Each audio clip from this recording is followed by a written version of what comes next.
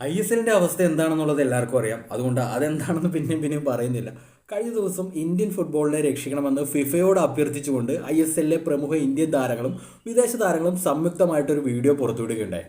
ഈ നീക്കം രാഷ്ട്രീയമല്ല, കോൺഫ്രണ്ടേഷനുമല്ല, പക്ഷേ അത്യാവശ്യമാണ്, ഞങ്ങളെ ഫുട്ബോൾ കളിക്കാൻ സഹായിക്കണം എന്നതാണ് താരങ്ങൾ വീഡിയോയിൽ പറഞ്ഞത്. പക്ഷേ ഈ വീഡിയോ ഇപ്പോൾ വലിയ ബാക്ക്ലാഷ് നേരിടുകയാണ്. ഇത് ഇന്ത്യൻ താരങ്ങളുടെ വലിയ പേച്ചൊക്കെ സംരക്ഷിക്കാൻ വേണ്ടിയുള്ള ശ്രമം മാത്രമാണെന്ന അഭിപ്രായമാണ് പല കോണിൽ നിന്നും ഉയർന്നു വന്നുകൊണ്ടിരിക്കുന്നത്. മാത്രമല്ല, വിദേശ താരങ്ങൾ ലീഗ് പ്രതിസന്ധിയിലായപ്പോൾ വേതനം കുറച്ച് മറ്റ് ലീഗുകളിലെ പന്ത് തട്ടണമെന്ന ആഗ്രഹവുമായിട്ട് ചേക്കേറാൻ ശ്രമിച്ചപ്പോൾ ഒരു ഇന്ത്യൻ താരം പോലും അങ്ങനെ ഒരു ശ്രമം നടത്തിയിട്ടില്ല എന്നും ഈ അഭിപ്രായപ്പെട്ടവർ ചൂണ്ടിക്കാണിക്കുന്നുണ്ട്.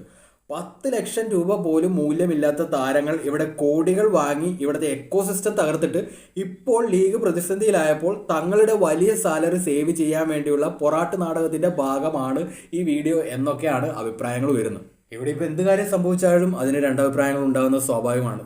ISL പ്രതിസന്ധിയിലായി എന്ന് പറഞ്ഞ് ഇവിടുത്തെ പ്രമുഖ താരങ്ങളുടെ കാര്യം വിട്ടേക്കും. പക്ഷേ ISLുമായി അസോസിയേറ്റ് ചെയ്ത് താഴെ തട്ടിൽ ജോലി ചെയ്യുന്ന ഒരുപാട് പേർ വലിയ പ്രതിസന്ധികൾ നേരിടുന്നുണ്ട്. പിന്നെ ISL കരിയർ ലക്ഷ്യം വെച്ച് വന്നിട്ടുള്ള റീസെന്റ് സൈൻ ചെയ്തിട്ടുള്ള യങ് പ്ലെയേഴ്സ് അവരവരുടെ ജീവിതമാർഗം കണ്ടെത്തുന്നതിന് വേണ്ടി 9 to 5 ജോബ്സ് എടുക്കുന്ന വാർത്തകളൊക്കെ പുറത്തു വന്നുകൊണ്ടിരിക്കുകയാണ്. അപ്പോൾ ഒരുപാട് പേരുടെ ജീവിതമാർഗമാണ് ISL.